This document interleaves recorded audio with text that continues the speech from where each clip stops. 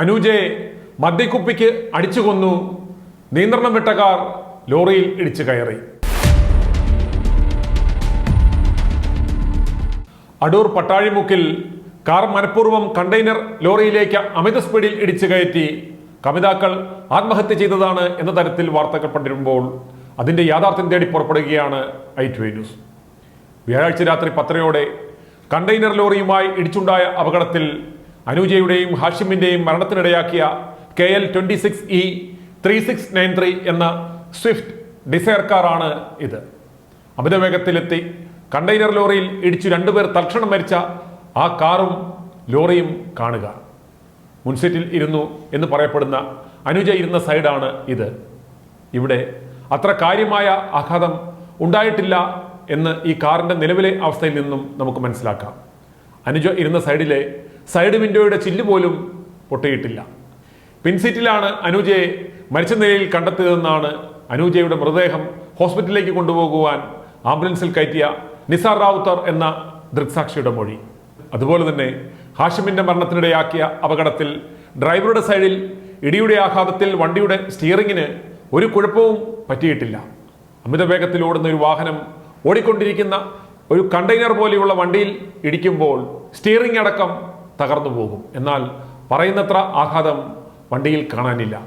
രക്ഷാപ്രവർത്തനത്തിനായി വണ്ടി വെട്ടിപ്പൊളിച്ചു കഴിഞ്ഞപ്പോഴുള്ള ദൃശ്യമാണിത്. അതുപോലെ ലോറിയുടെ മുൻവശം കാണുക. ഇത്രയും വലിയ ഒരു ഇടി നടന്നിട്ട് ലോറിയുടെ ബമ്പർ മാത്രമാണ് അല്പം ചളുങ്ങിയിരിക്കുന്നത്. ഹാഷിമിന്റെ സഹോദരൻ നാസറിന്റെ വാക്കുകൾ കേൾക്കുക.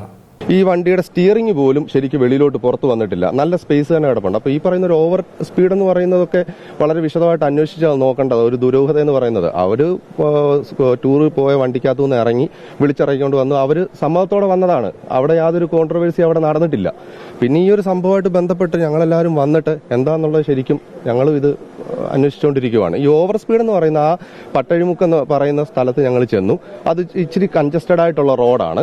അപ്പോൾ ആ ഒരു ജംഗ്ഷനിൽ അത്രമാത്രം സ്പീഡിലേക്ക് വരിക എന്നുള്ളത് അറിയത്തില്ല. പിന്നെ മാത്രമല്ല ഈ ഇദ്ദേഹത്തിന്റെ അനുജന്റെ ഈ ഹാഷിം എന്ന് പറഞ്ഞ മരണപ്പെട്ട അദ്ദേഹത്തിന്റെ ഫോണിൽ അവസാനം ഫോൺ കോൾ വല്ലതും ചെയ്തുകൊണ്ടിരുന്നപ്പോഴാണോ അശ്രദ്ധ കൊണ്ടാണോ ഈ വണ്ടി തട്ടിയെന്നുള്ളത് റോങ് ട്രാക്കിൽ വന്നെന്നുള്ള ഒരു അന്വേഷണത്തിന് വിധേയമാക്കേണ്ടതായ കാര്യമാണ്. അതുപോലെ മുൻപിൽ പോയ കാറിൽ പിടിവലി നടന്നിരുന്നതായും കാറിന്റെ ഡോർ 3 പ്രാവശ്യം തുറന്ന് കാല് പുറത്തേക്ക് നീണ്ടതായും ഒടുവിൽ തുറന്ന ഡോറോടെ കാർ ന്യൂമാൻ സെൻട്രൽ സ്കൂളിന് മുന്നിൽ നിർത്തി അനൂജ അതിൽ നിന്നും ഇറങ്ങി എന്ന് കണ്ട Enadimangalam panchayat standing committee chairman Shankar മാറുവിന്റെ വാക്കുകൾ കേൾക്കുക. ഞങ്ങൾ ഇന്നലെ രാത്രിയോടുകൂടി ഞാനും സുഹൃത്തും അടൂരിൽ നിന്ന് ഞങ്ങളുടെ മാരൂരുള്ള വീട്ടിലേക്ക് വരുന്ന വഴി ഏനാദിമംഗലം ഗ്രാമപഞ്ചായത്തിലെ ന്യൂമാൻ സെൻട്രൽ സ്കൂളിന് സമീപം ഈ കാറ് നിയന്ത്രണം വിടുന്ന രീതിയിൽ 2-3 ട്രിപ്പ് ഞങ്ങളുടെ ഫ്രണ്ടിൽ ഓവർടേക്ക് ചെയ്ത് പോയിരുന്നു. അപ്പോൾ 2-3 ട്രിപ്പ് ഇതിൻ്റെ കാറിലെ ഫ്രണ്ട് ഡോറ് തുറക്കുകയും ഇതിൽ ലെഫ്റ്റ് സൈഡിൽ അക്രമം നടക്കുന്ന രീതിയിലുള്ള ഒരു നമുക്ക് കാണുമ്പോൾ സ്വാഭാവികമായിട്ടും ആ ഒരു ചിന്ത ഉണ്ടാവുമല്ലോ. എന്നാൽ നിരന്തരമായിട്ട് മദ്യപിച്ചിട്ട് ആളുകൾ പോകുന്നതും പ്രശ്നം ഉണ്ടാകുന്ന ഒരു ഏരിയ ആയതുകൊണ്ട് ഞങ്ങൾ ആ ഒരു ഇതിനെ കണ്ടു. പക്ഷേ ഇതിൻ്റെ അകത്തുനിന്ന് ഒരു സ്ത്രീ ഇറങ്ങുന്നത് നമ്മൾ ഇറങ്ങി വാഹനം അവിടെ നിർത്തി. 3ാമത്തെ ട്രിപ്പ് കുറച്ച് കഴിഞ്ഞപ്പോൾ ആ വാഹനം അവിടെ നിർത്തുകയും ഈ ലേഡി വെളിയിൽ ഇറങ്ങി നിൽക്കുകയും ചെയ്തു. നമ്മൾ സ്വാഭാവികമായിട്ടും ഇങ്ങനെ ആണെങ്കിൽ പോലും ആണാന്നോ പെണ്ണാന്നോ രാത്രി ഇറങ്ങി നിൽക്കുന്നതിൽ നമ്മൾ വേറൊരു അർത്ഥത്തിൽ കാണാത്തത് കൊണ്ട് നമ്മളങ്ങ് പാസ് ചെയ്ത് പോവുകയും ചെയ്തു. പിന്നീട് ഇങ്ങനൊരു സംഭവം രാവിലെ വാർത്തയിൽ കണ്ടപ്പോഴാണ് ഈ കാർ ഐഡന്റിഫൈ ചെയ്യാൻ നമുക്ക് അങ്ങനെ ഒരു ഇതുണ്ടായത്. ഞങ്ങൾ എൻ്റെ ഷോക്കായി. 3 ട്രിപ്പ് ഈ ഡോർ തുറന്നത്, 2 ട്രിപ്പ് അടയ്ക്കുകയും കാല് വെളിയിലേക്ക് വന്നു 3ാമത്തെ ട്രിപ്പ്. അതിനുശേഷമാണ് ഈ കാറ് വളരെ സ്പീഡിൽ മതിലിനോട് ചേർത്ത് ലെഫ്റ്റ് സൈഡിൽ വളരെ സ്പീഡിൽ മതിലിനോട് ചേർത്ത് കാർ നിർത്തിയ കാല് വെളിയിൽ വന്നു. അപ്പോൾ അതിൻ്റെ അകത്ത് ശാരീരികമായിട്ടൊരു ആക്രമണം നടന്നിട്ടുണ്ട് എന്നുള്ളത് സംശയമുണ്ട് അതിൻ്റെ അകത്ത്. അതെ, ഞങ്ങൾ കാർ അപ്പുറത്തിന് ചേസ് ചെയ്ത് ഫ്രണ്ടിലേക്ക് പോയി. അപ്പോൾ ഞങ്ങൾ ഈ ഒരു രീതിയിലേക്ക് എന്തെങ്കിലും തർക്കമായിരിക്കും എന്ന് വിചാരിച്ചു കണ്ടു. സ്ത്രീ പുറത്തിറങ്ങി നിൽക്കുന്നു. നമ്മളപ്പുറത്തിന് സ്പീഡിൽ വളവാണ് തൊട്ടപ്പുറത്ത് നമ്മൾ പാസ് ചെയ്ത് പോയി. അതെ, കാർ നിർത്തി വളരെ സ്പീഡിൽ ഈ 3ാമത്തെ ട്രിപ്പ് ഡോറ് തുറന്ന ആ ഒരു സമയത്ത് കാർ ഒരു വളരെ സ്പീഡിൽ കൊണ്ട് മതിലോട് ചേർത്ത് കാർ നിർത്തുന്നത് നമ്മൾ കണ്ടു. അത് നാളെ ഇറങ്ങുകയോ ചെയ്തു. അത് കാണാനുള്ള ഒരു ഇത് ഉണ്ടായില്ല നമുക്ക്. തൊട്ടപ്പുറത്ത് ഒരു 100 മീറ്റർ മാറി ഒരു ഹോട്ടലുണ്ട്. അവിടെ എൻ്റെ ഒരു സുഹൃത്ത് നിൽപ്പുണ്ടായിരുന്നു. അപ്പോൾ ഞങ്ങൾ ഈ പാസ് ചെയ്ത് പോകുമ്പോഴും എങ്കിലും ഒരു സംശയാസ്പദമായിട്ട് ഞാൻ പറഞ്ഞല്ലോ നിരന്തരം മദ്യപിച്ചൊക്കെ പ്രശ്നം ഉണ്ടാകുന്ന ഒരു ഏരിയ നമ്മൾ ആ ഒരു രീതിയിൽ അതിനെ കണ്ടുള്ളൂ. അപ്പോൾ ഞാൻ ആ സുഹൃത്തിനെ ഒരു 7-8 ട്രിപ്പ് വിളിച്ചു. അദ്ദേഹം കോൾ അറ്റൻഡ് ചെയ്തില്ല. അദ്ദേഹം ഹോട്ടലിൽ അവിടെ നിൽക്കുന്നത് ഞാൻ കണ്ടതാണ്. അദ്ദേഹം കോൾ അറ്റൻഡ് ചെയ്യുകയും ചെയ്തില്ല. അതുകൊണ്ട് പിന്നീട് നമുക്ക് പോലീസിന് ഇൻഫോം ചെയ്യാനുള്ള ഒരു അവകാശം അതിൻ്റെ അകത്ത് കിട്ടിയില്ല എന്നുള്ളതാണ് വസ്തുത. ഇനി അപകട സ്ഥലത്ത് ആദ്യമെത്തി രക്ഷാപ്രവർത്തനം നടത്തിയ നിസാർ റാവുത്തർ എന്ന ആളുടെ പ്രതികരണം കാണുക. ഈ കണ്ടെയ്നർ ലോറി മാക്സിമം സൈഡ് ഒതുക്കിയിട്ടും പുള്ളി സ്ട്രൈറ്റ് കൊണ്ടുവന്ന് ഇടിച്ചു കയറ്റി വരും. ആ വണ്ടിയുടെ ബാക്കിയുള്ള ഭാഗങ്ങൾ കണ്ടില്ലേ. എന്നിട്ട് ഈ അനുജ എന്ന് പറഞ്ഞ ടീച്ചർ ഫ്രണ്ട് സീറ്റിൽ നിന്ന് ബാക്ക് സീറ്റിലാണ് ഞങ്ങൾ എടുക്കുമ്പോൾ കിടക്കുന്നത്. ബാക്ക് സീറ്റിലാണ് കിടന്നത്. ഞങ്ങളെടുത്ത് ആശുപത്രി കൊണ്ടുപോയി. ഇവിടുന്ന് എടുക്കുമ്പോൾ ചെറിയ അനക്കം ഉണ്ടായിരുന്നു ടീച്ചർക്ക്. മറ്റേ ആൾക്ക് അവിടെ പോയി CPR കൊടുത്തു കഴിഞ്ഞിട്ടാണ് പുള്ളി മരിക്കുന്നത്. ഈ ടീച്ചർ ഇവിടുന്ന് എടുത്ത് ഞങ്ങൾ അങ്ങോട്ട് കിടക്കുമ്പോൾ തന്നെ മരിച്ചു. പിന്നെ അവിടെ കൊണ്ടുപോയി. അന്നേരത്തിന് അവിടുന്ന് ബാക്കിയുള്ള ടീച്ചർമാരെല്ലാം വന്നു. അന്നേരം അവർ പറഞ്ഞത് ഇങ്ങനെയാണ്, അവർ തുമ്പോൺ സ്കൂളിലെ ടീച്ചർമാരാണ്. അവർ മാജിക് പ്ലാനറ്റിൽ പോയിട്ട് തിരിച്ചു വരുന്ന വഴി കുളക്കട ഭാഗത്ത് വെച്ചിട്ട് ഈ കാറ് കൊണ്ടുവന്ന് അവരെ ട്രാവലറിന് ഫ്രണ്ടിൽ നിർത്തുകയും തടഞ്ഞു നിർത്തി ഈ കുട്ടിയെ ബലമായിട്ട് പിടിച്ചിറക്കുകയായിരുന്നു. എന്നിട്ട് ഈ ടീച്ചർമാർ ഈ ടീച്ചറിൻ്റെ ഫോണിൽ വിളിച്ചപ്പോൾ ആദ്യം പറഞ്ഞത് ഞങ്ങൾ ആത്മഹത്യ ചെയ്യാൻ പോവാണെന്നാണ് പറഞ്ഞത്. അത് കഴിഞ്ഞ് പിന്നെ അവർ കിട്ടില്ല. ഉടനെ തന്നെ അവർ വീട്ടിൽ ഈ ടീച്ചറിൻ്റെ അച്ഛനെയും ഭർത്താവിനെയും ഒക്കെ വിളിച്ച് പറയുകയായിരുന്നു ചെയ്തത്. അവരൊക്കെ പിന്നെ ഹോസ്പിറ്റലിൽ വരികയായിരുന്നു. പോലീസിന് ഈ സമയത്ത് ഇങ്ങനെ ഇതുപോലെ സംഭവം നടന്നുവെന്ന് അറിയിച്ചിരുന്നായിരുന്നു. അധ്യാപകർ പറഞ്ഞത് എൻ്റെ കൊച്ചച്ഛൻ്റെ മോനാണെന്നാണ് പറഞ്ഞത്. ഈ കൂടുള്ള ടീച്ചർമാർ പറഞ്ഞത് ഇങ്ങനെയാണ്, എൻ്റെ കൊച്ചച്ഛൻ്റെ മോനാണെന്ന് പറഞ്ഞിട്ടാണ് ഇവർ ഇറക്കിക്കൊണ്ട് പോകുന്നതെന്ന് പറഞ്ഞു. മദ്യക്കുപ്പി ഉണ്ടായിരുന്നു. അത് DSP ആണെന്ന് കണ്ടതുമാണ്. മദ്യപിച്ചായിരുന്നു അല്ലേ? മദ്യപിച്ചിട്ടുണ്ടായിരുന്നു എന്ന് പറഞ്ഞാൽ അതിനകത്ത് മദ്യക്കുപ്പി 2 മദ്യക്കുപ്പി ഉണ്ടായിരുന്നു. ഞാനും വാർഡ് മെമ്പറും കൂടെയാണ് ഹോസ്പിറ്റലിലേക്ക് എത്തിച്ചത്. സമയം എത്ര മണിയായിരുന്നു? 10:30. ഇനി ലോറി ഓടിച്ചിരുന്ന ഡ്രൈവറുടെ മകൻ ഷാരൂഖിന്റെ പ്രതികരണവും തുടർന്ന് മരണപ്പെട്ട ഹാഷിമിന്റെ പിതാവിന്റെ വാക്കുകളും നമുക്ക് കേൾക്കാം. वहाँ पे रोड साइड कार आई थी, फादर बता रहा जैसे मेरा रोड साइड कार आके और गाड़ी में टकराई है जी। हमारी गाड़ी तो वहाँ पे रुक गई है, आराम से कंट्रोल कर लिया हमने जी। वहाँ पे कार का सर कम से कम 60 से कम नहीं थी, और वे तो हम तो अपनी साइड चल रहे थे, वे तो रोड साइड आ रही थी। अब हमारी सर इसमें क्या गलती है? ഓർക്കുക, ലോറിക്കാരന് ഇങ്ങനെ പറയാനേ പറ്റൂ, അല്ലെങ്കിൽ കൊലക്കുറ്റത്തിന് അകത്താകും. ഈ അപകടത്തിൽ ലോറി ഡ്രൈവർക്കെതിരെ പോലീസ് കേസെടുത്തു. ഹരിയാന സ്വദേശി റംസാനെതിരെയാണ് പോലീസ് കേസെടുത്തിരിക്കുന്നത്. 304A 279 വകുപ്പുകൾ ചുമത്തി മനഃപൂർവ്വമല്ലാത്ത നരഹത്യക്കാണ് കേസ് രജിസ്റ്റർ ചെയ്തിരിക്കുന്നത്. ഹാഷിം ആത്മഹത്യ ചെയ്യില്ല, ഉടൻ മടങ്ങി വരാമെന്ന് പറഞ്ഞാണ് പോയത്. അനുജയെ അറിയില്ല എന്ന് ഹാഷിമിന്റെ പിതാവ് ഹക്കീം പറഞ്ഞു. ഇവിടെ വന്നായിരുന്നു, ഡ്യൂട്ടിയും കഴിഞ്ഞ് ഇവിടെ വന്നതാണ്. വന്ന് തള്ളയുടെ നിന്ന് ചായയൊക്കെ മേടിച്ച് കുടിച്ച് കട്ടിലേക്ക് കയറി ഒന്ന് കടന്നു കഴിഞ്ഞപ്പോൾ തന്നെ ഈ ഫോൺ കോൾ വരുന്നത്. അപ്പോൾ ഈ ഫോൺ അറ്റൻഡ് ചെയ്ത് കഴിഞ്ഞ് എണീച്ച് ഇറങ്ങുമായിരുന്നു. ഇറങ്ങിക്കഴിഞ്ഞപ്പോൾ എവിടെ പോകുന്നു ചോദിച്ചപ്പം വന്നു കഴിഞ്ഞിട്ട് വിവരം പറയാം. ആരാണ് വിളിച്ചെന്ന് വേണ്ടി പറഞ്ഞിരുന്നു? ഒന്നും പറഞ്ഞിട്ടില്ല. യാതൊരു ഇവൻ്റെ ഒരു കാര്യം വന്നു കഴിഞ്ഞാൽ പോകുന്നതും പറയത്തില്ല. ചെറുക്കനെ വീട്ടിൽ നമ്മൾ ചോദിച്ചു കഴിഞ്ഞാൽ പറയത്തില്ല. ഇവൻ്റെ കൂടെ ഉള്ള ഒരു ടീമിനെ നമുക്കറിയത്തേയില്ല. അങ്ങനെ ഒരു ആത്മഹത്യ ചെയ്യുന്ന കഴിയുന്നുണ്ടോ? ഒന്നുമില്ല. ഇവൻ്റെ ജീവിതത്തിൽ അവനെ അങ്ങനെ ചിന്തിക്കാനേ ഒക്കത്തില്ല. എന്ന് വെച്ചാൽ അത്ര സ്റ്റാമിന ഉള്ള ചെറുക്കനാണ്. ഇവനെ വലിയ കാര്യം എല്ലാവർക്കും. ആർക്ക് എവിടെ ആപത്തോ ഇവിടെ കൊണ്ടുണ്ടല്ലേ അവരെ സഹായിക്കാനായിട്ട് മുൻപന്തി ചാടിയും പോകും. വണ്ടി എടുത്തുകൊണ്ട് പോകും. അവരെ ഹോസ്പിറ്റലിൽ കൊണ്ടുപോകണേ ഹോസ്പിറ്റലിൽ കൊണ്ടുപോകും. അവർക്ക് വേണ്ട നല്ല സഹായങ്ങൾ ചെയ്യും. പിതാവിന്റെ ഈ വാക്കുകൾ നമ്മൾ മുഖവിലേക്ക് എടുത്താൽ, വീട്ടിൽ വിശ്രമിക്കുകയായിരുന്ന ഹാഷിമിന് ഒരു ഫോൺ കോൾ വരികയും ഞാൻ ഉടനെ വരാമെന്ന് പറഞ്ഞ് പോകുകയുമായിരുന്നു എന്നാണ് പറഞ്ഞത്.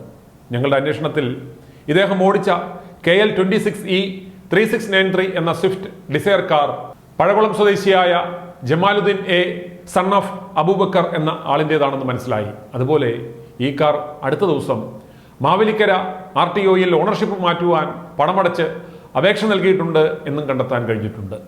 അതുപോലെ വാഹനത്തിൽ 2 മദ്യക്കുപ്പിയും ഒരു കുപ്പി ഗ്ലാസും ഉണ്ടായിരുന്നതായി DYSP അടക്കം സാക്ഷ്യപ്പെടുത്തിയിട്ടുമുണ്ട്. ഹാഷിമിനെ പ്രകോപിപ്പിക്കുന്ന രീതിയിൽ മദ്യവും മേടിച്ച് സമനില തെറ്റിയിൽ ചാടിപ്പുറപ്പെടുവാൻ മാത്രം പ്രകോപനപരമായ ആ കോൾ എന്തായിരുന്നു, ആരായിരുന്നു ആ വിളിച്ചത്, അത് അനുജയുടെ കോളായിരുന്നോ എന്നതാണ് അറിയേണ്ടുന്നത്. ഇവരുടെ ഈ ബന്ധം ഭർത്താവിന് അറിയാമായിരുന്നോ? ഈ യാത്രയോ കൂടിക്കാഴ്ചയോ ഭർത്താവിന് നേരത്തെ അറിയാമായിരുന്നോ എന്നും അന്വേഷിക്കണം. ഞങ്ങൾ നൽകിയ വാർത്തയുടെ അടിയിൽ വരുന്ന ആയിരക്കണക്കിന് കമന്റുകളിൽ ഭൂരിഭാഗവും കുറ്റപ്പെടുത്തുന്നത് അനുജയെയാണ്. ഭർത്താവിനെയും കുട്ടിയെയും ചതിച്ചു, വല്ലവന്റെയും കൂടെ പോയി ഇവൾക്ക് ഇത് തന്നെ വരണം, വേലി ചാടിയ പശുവിന് കോലുകൊണ്ട് വരണം എന്നൊക്കെ തരത്തിലാണ് പ്രതികരണങ്ങൾ വരുന്നത്. അവർ പ്ലാൻ ചെയ്ത് ആത്മഹത്യ ചെയ്യുവാൻ പുറപ്പെട്ടതാണെങ്കിൽ അനുജ ഓടുന്ന വാഹനത്തിൽ വെച്ച് എന്തിന് എതിർക്കണം? വാഹനത്തിൽ നിന്ന് ഇറങ്ങി രക്ഷപ്പെടാൻ ശ്രമിക്കണം, കരയണം. അതുപോലെ ഹാഷിം വന്ന് വിളിച്ചപ്പോൾ മനസ്സില്ലാ മനസ്സോടെയാണ് പുറപ്പെട്ടിരിക്കുന്നത്. ഹാഷിം മദ്യപിച്ചിട്ടുണ്ടെന്നും അയാൾ പറഞ്ഞതുപോലെ വണ്ടിയിൽ നിന്ന് ഇറങ്ങിച്ചെന്നില്ലെങ്കിൽ വലുതുമൊക്കെ ഉറക്ക വിളിച്ച് പറഞ്ഞ് സീനുണ്ടാക്കി സഹപ്രവർത്തകരുടെ മുന്നിൽ വെച്ച് നാറ്റിക്കും എന്ന് ഭയന്നായിരിക്കാം അനുജ ഇറങ്ങിപ്പോയിട്ടുണ്ടാവുക. അധ്യാപകർ യാത്ര ചെയ്ത ട്രാവലർ വാഹനത്തെ ചേസ് ചെയ്ത് കുറുകെ നിർത്തിയാണ് വണ്ടിയുടെ വാതിൽ തുറന്ന് ധാർഷ്ട്യത്തോടെ അനുജയെ വിളിച്ചിറക്കിയത്. ആദ്യം ഹാഷിമിനൊപ്പം പോകുവാൻ അനുജ തയ്യാറായില്ല. വിളിച്ചപ്പോൾ ഇറങ്ങിച്ചെല്ലാതിരുന്നതോടെ ഹാഷിം ആക്രോശിച്ച് വാഹനത്തിലേക്ക് കയറിയെന്നാണ് അധ്യാപകർ പോലീസിന് നൽകിയ മൊഴി. ഇതോടെ അധ്യാപകരും ഇടപെടുവാൻ തുടങ്ങി. വിഷയം വഷളാകുമെന്ന് കണ്ടതോടെ അനുജ വാഹനത്തിൽ നിന്നിറങ്ങി ഹാഷിമിനൊപ്പം കാറിൽ കയറി പോവുകയായിരുന്നു. സംഭവത്തിൽ അസ്വാഭാവികത തോന്നിയ അനുജയെ വിളിച്ച അധ്യാപകരോട് ഞങ്ങൾ മരിക്കാൻ പോവുകയാണെന്നാണ് അനുജ പറഞ്ഞത്. ബസ്സിൽ നിന്നിറങ്ങി കാറിൽ കയറിയ അനുജയെ ഫോണിൽ വിളിച്ചപ്പോൾ കരയുന്നുണ്ടായിരുന്നുവെന്നും അധ്യാപകർ പറയുന്നു. ഹാഷിം കൊച്ചച്ഛൻ്റെ മകനാണെന്ന് പറഞ്ഞത് തൽക്കാലം ഒന്ന് രക്ഷപ്പെടാൻ വേണ്ടിയായിരുന്നിരിക്കണം. ആ സമയത്തും അയാൾ നല്ല മദ്യലഹരിയിലായിരുന്നിരിക്കണം. ഇയാളുടെ ഈ സ്വഭാവം അറിയാവുന്ന അനുജ കാര്യങ്ങൾ കുളമാകാതിരിക്കാനാവണം ഇറങ്ങി പുറപ്പെട്ടത്. അനുജ കാറിൽ കയറിയപ്പോൾ നല്ല മദ്യലഹരിയിലായിരുന്ന ഹാഷിമുമായി വാക്കുതർക്കമുണ്ടായിരിക്കുകയും വിരട്ടുവാനായി അദ്ദേഹം വണ്ടി അമിത സ്പീഡിൽ ഓടിക്കുകയും തുടർന്ന് പിടിവലി ഉണ്ടാകുകയും വണ്ടിയുടെ നിയന്ത്രണം വിടുകയും കൈകൊണ്ട ഹാഷിം കയ്യിലിരുന്ന മദ്യക്കുപ്പി വെച്ച് അനുജയുടെ മുഖത്തോ മർമ്മഭാഗത്തോ അടിക്കുകയും ചെയ്തിട്ടുണ്ടാവണം. അനുജയുടെ മുഖത്തുള്ള ക്ഷതമേറ്റ ചതഞ്ഞ പാടുകൾ ഒരുപക്ഷെ ഇതാവാം.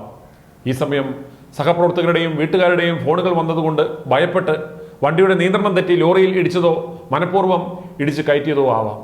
പോലീസാണ് ഇത് ശാസ്ത്രീയമായി അന്വേഷിച്ച് കണ്ടെത്തേണ്ടുന്നത്. മരിച്ച ഹാഷിമിന്റെ മൃതദേഹം ഇന്നലെ രാത്രി തന്നെ സംസ്കരിച്ചു. അനുജയുടെ സംസ്കാരം ഇന്ന് വൈകിട്ട് നടക്കും. ഹാഷിമിന്റെ ഭാര്യയും ആൺകുട്ടിയും കുടുംബ പ്രശ്നങ്ങളെ തുടർന്ന് മലപ്പുറത്താണെന്നാണ് വിവരം.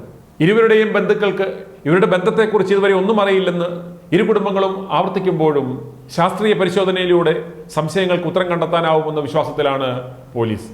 ഇവർ തമ്മിൽ എങ്ങനെ അടുത്തു, ഒഴിവാക്കാനാവാത്ത വിധം ഇവരുടെ ബന്ധം എങ്ങനെ വളർന്നു, എന്താണ് ഇത്തരമൊരു മരണകാരണം എന്ന് കണ്ടുപിടിക്കേണ്ടതുണ്ട്. കോട്ടയം മെഡിക്കൽ കോളേജിലെ പോസ്റ്റ്മോർട്ടത്തിന് ശേഷം രാസപരിശോധനയ്ക്ക് ആവശ്യമായ സാമ്പിളുകൾ മരിച്ച രണ്ടുപേരുടെയും മൃതദേഹങ്ങളിൽ നിന്ന് ശേഖരിച്ചു. വാഹനാപകടം നടന്ന സമയത്ത് ഇരുവരും ഉപയോഗിച്ചിരുന്ന മൊബൈൽ ഫോണുകളും പോലീസ് കണ്ടെത്തിയിട്ടുണ്ട്. മൊബൈൽ ഫോണിന്റെ ലോക്കഴിച്ച് വിവരങ്ങൾ ശേഖരിക്കുവാൻ പോലീസിന് കഴിഞ്ഞില്ല. അതുകൊണ്ട് ഈ സാഹചര്യത്തിൽ വിദഗ്ധ പരിശോധനയ്ക്ക് ഫോറൻസിക് ലാബിലേക്ക് ഫോണുകൾ അയക്കും. വാട്സാപ്പ് ചാറ്റുകൾ ഉൾപ്പെടെ വീണ്ടെടുക്കാനാണ് ശ്രമം. അനുജയെ കൊലപ്പെടുത്തിയ ശേഷം ജീവനെടുക്കുവാൻ ഹാഷിം തീരുമാനിച്ചിറങ്ങിയതാണോ അതോ ജീവനെടുക്കുവാൻ ഇരുവരും ഒന്നിച്ച് തീരുമാനിച്ചതാണോ എന്ന ദുരൂഹതയും നീക്കേണ്ടതുണ്ട്. അപകടം ഉണ്ടാകും മുമ്പ് അനുജ അവസാനമായി സംസാരിച്ച തുമ്പമൺ സ്കൂളിലെ അധ്യാപകരുടെ മൊഴി വിശദമായി രേഖപ്പെടുത്തുമെന്നും പോലീസ് ITV ന്യൂസിനോട് പറഞ്ഞു. 1.5 മാസം മുമ്പാണ് അനുജ രവീന്ദ്രൻ ശസ്ത്രക്രിയയ്ക്കായി തൻ്റെ നൂറനാട് മറ്റപ്പള്ളി സുചീന്ദ്രം എന്ന കുടുംബ വീട്ടിലെത്തിയത്. ഇന്ന് കായംകുളത്തുള്ള ഭർത്താവിൻ്റെയും മകൻ്റെയും അടുത്തേക്ക് പോകാനിരുന്നതായിരുന്നു അനുജ. ആ അനുജയുടെ ചേതനയേറ്റ ശരീരമാണിന്ന് ആ വീട്ടിലേക്ക് എത്തുന്നത്. അനുജയുടെ വീട്ടിൽ നിന്നും 7 കിലോമീറ്റർ അകലെ ചാരുമൂടാണ് ഹാഷിമിൻ്റെ വീട്. അനുജയുടെ മാതാപിതാക്കൾ രണ്ടുപേരും അധ്യാപകരായിരുന്നു. പിതാവ് രവീന്ദ്രൻ റിട്ടയർഡ് ഹെഡ് മാസ്റ്ററായിരുന്നു. കുടുംബ വീട്ടിൽ പിതാവും മൂത്ത സഹോദരനും മാത്രമാണുള്ളത്. ഭർത്തൃവീട്ടുകാരുമായുള്ള പ്രശ്നത്തെ തുടർന്ന് അനുജയും ഭർത്താവും കുഞ്ഞും കായംകുളത്തൊരു വാടക വീട്ടിലാണ് താമസിച്ചുകൊണ്ടിരുന്നത് എന്നാണ് വിവരം. ഇക്കഴിഞ്ഞ വ്യാഴാഴ്ച രാത്രിയാണ് കാർ ലോറിയിലേക്ക് ഇടിച്ചു കയറ്റിയുണ്ടായ അപകടത്തിൽ കാർ യാത്രക്കാരായ ഹാഷിം 31, അനുജ രവീന്ദ്രൻ 37 എന്നിവർ മരിച്ചത്. ചാരുമൂട് സ്വദേശിയായ ഹാഷിം സ്വകാര്യ ബസ് ഡ്രൈവറായിരുന്നു. നൂറനാട് മറ്റപ്പള്ളി സ്വദേശിയായ അനുജ തുമ്പമൺ നോർത്ത് ഗേൾസ് ഹൈസ്കൂളിലെ അധ്യാപികയാണ്. വ്യാഴാഴ്ച രാത്രി സഹപ്രവർത്തകർക്കൊപ്പം വിനോദയാത്ര പോയി തിരികെ വന്നുകൊണ്ടിരുന്ന അനുജയെ ഹാഷിം കാറിലെത്തി വാഹനം തടഞ്ഞ് കൂട്ടിക്കൊണ്ടുപോവുകയായിരുന്നു. ഇതിന് പിന്നാലെയാണ് അടൂർ KP റോഡിൽ പട്ടാഴിമുക്കിൽ കാർ ലോറിയിലേക്ക് ഇടിച്ചു കയറ്റി അപകടമുണ്ടായത്. i2i News, an eye for truth. i2i News subscribe ചെയ്തിട്ടില്ലാത്തവർ ഇപ്പോൾ തന്നെ സബ്സ്ക്രൈബ് ചെയ്യുക.